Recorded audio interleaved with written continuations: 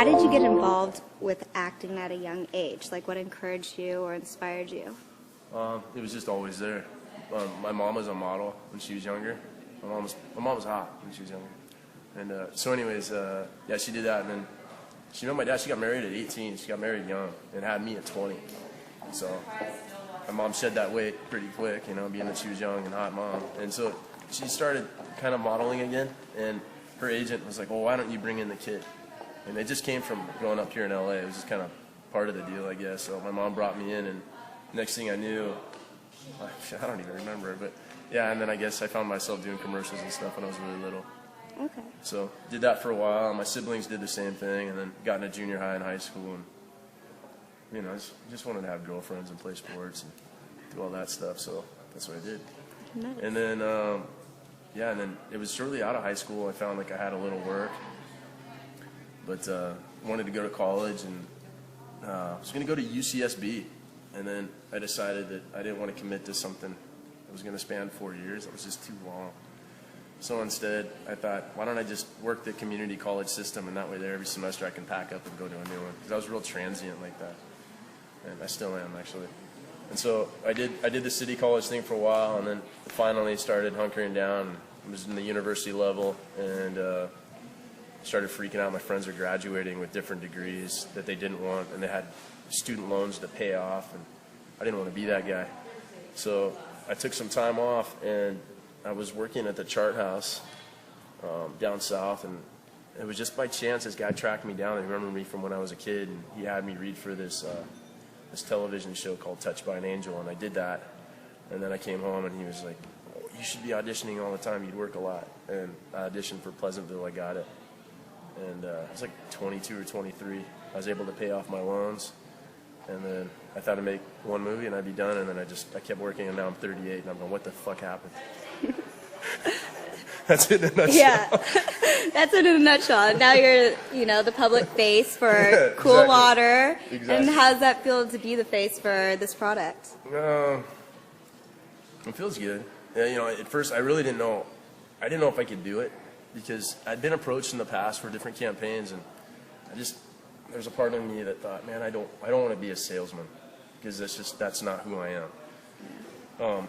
And I was actually approached just a year prior, just a little less than that, to do another fragrance, and I passed without even blinking. This one was a little bit different because I actually wore this product, so I was like, well, I actually use this stuff, so I guess technically, you know, it's a product that I believe in, because the girls definitely liked it when I was younger. And so it works. I believe in the product.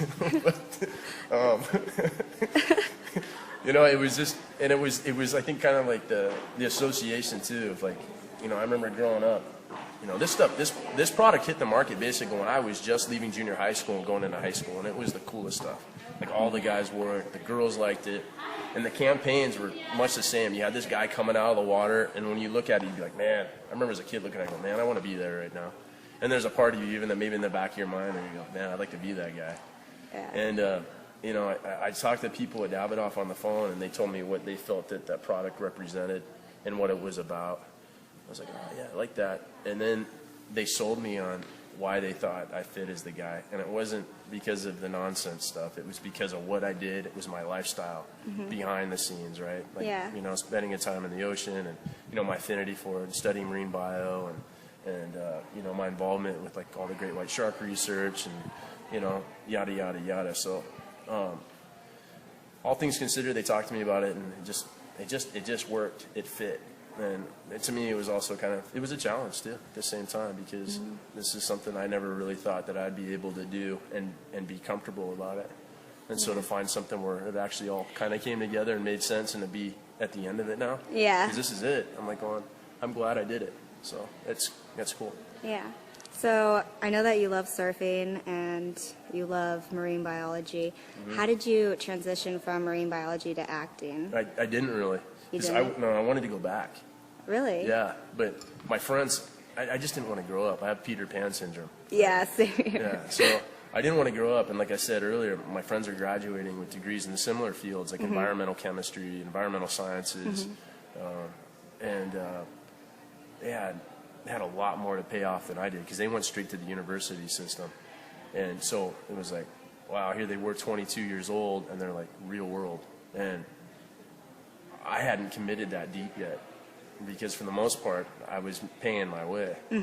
And I saw where they were at and I saw the panic and it scared me straight. I was like, put the brakes on. Like there's no rush here. Yeah. And the acting thing just kind of happened. But the acting thing to me was really just kind of a means to really pay off the loans that I had basically picked up, the money that I had against me. And then I really thought that maybe I would make enough to go back into it. You know, I wanted to finish school. That was the plan. Well, one job turned into two jobs, which I think turned into a third one. And I was leaving to go do that third one. And that was going to be the one that was going to set me up for school. And I was leaving to go do that. I was 25 years old. I was leaving to go do that, and I found out I was going to be a dad. Oh, wow. Yeah. So in between those jobs, I wasn't making much money yet. I was working at UPS. I was picking up odd jobs. I was working as a busboy.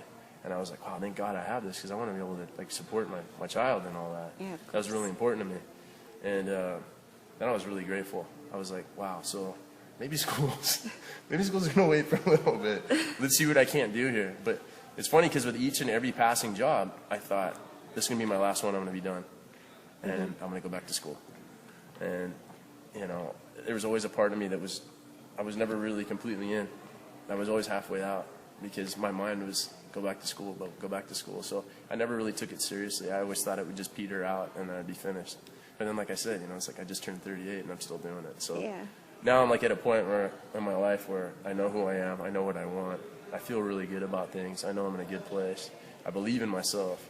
And I feel like, you know, if I set my mind to it, I can make it happen kind of thing. And that's a cool place to be. But now it's like, all right, how am I going to manipulate this to serve that? Yeah. And there's a certain part of me that still really needs fulfillment in that arena.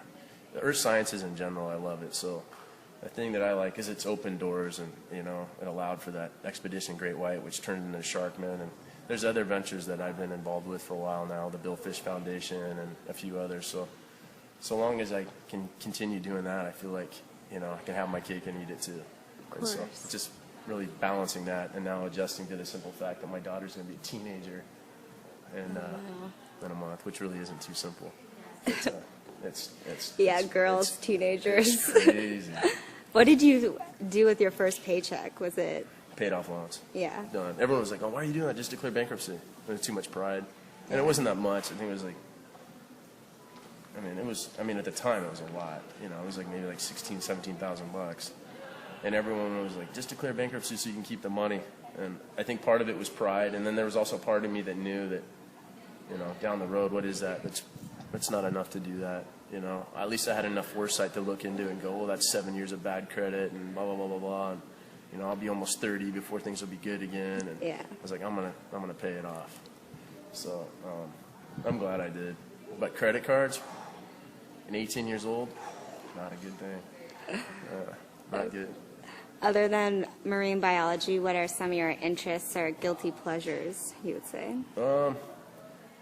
You know, I love photography. I take a lot of pictures, and I've really gone into like trekking, like long hikes and doing all that stuff. And so for a while there, I would pack the Audubon field guides in my backpack. And each one of them is like a Bible. So you have the one for the butterflies, you have the one for different insects, you have the one for reptiles, you have the one for birds, and, you know, one for flowers, yada, yada, yada. It adds up. You get the idea. So, you know, before you know, you got 30 pounds on your pack, and you're doing these hikes. And after a while, I wisened up. I was like, this is just ridiculous. Like, just walk with the camera. So I got, like, the killer 35mm SLR. I got the 5D Mark II. I was like, yeah. And I got my macro lens, and I started taking pictures and coming back, and then I would just look them up. I would just reference them in the Audubon Field Guide. And I love doing. I'm such a geek with that stuff. No, totally. So, and I started doing like birding stuff. It's funny because I like long distance shooting. Like my other life, I think I was a sniper. Really? So I got like a long distance rifle range, and I was doing all that. And so with that, I had to get this really, really nice the glass. It's all about the optics. So this company makes really, really good glass, and it's a really, really good spotting scope. Well, I started getting into birds, and I always like raptors, like birds of prey. And so And then I started getting into like the little Tweety birds. I was like, what the hell's going on? So I'm looking them up, and I can't believe it. Next thing I know, I got my spotty scope out. I'm like, man, I'm like that old man with the rimmed hat and a big white beard, you know, with his walking stick. But I love it, so whatever. So I've been doing a lot of that, and yeah, I dig. I get off on it. So now I still flirt with the idea of going back to school and studying. You know, I don't know if I'd be a naturalist or if I'd study just earth sciences or maybe more marine bio or maybe all the above. So, you know, I committed to myself to like the next couple years up until I turned 40, just work really, really hard, and then I'll have the option to basically do whatever I want. But you know, 20s are good, 30s are good, 40s are gonna be awesome. Yeah. I know that for sure. I know what you mean. I've been to the rainforest, and I was taking a bunch of pictures with like one of those big lenses. Yeah. So it was really cool. It's fun stuff. And then my last question is, other than cool water, what would be your 5 must-have items that you carry in your toiletry bag? I don't even have a toiletry bag. Or anything. What are your 5 I have a Ziploc bag. Ziploc bag. Yeah, but I buy those preserved toothbrushes because they're cool. They come in cool colors, but they're recycled on top of it, so bonus. So that, and then I have this Woleda toothpaste, and it tastes like, it doesn't taste the best, but I like it now. But I can honestly tell you the first couple of times I wasn't so sure about it. But I got to have that.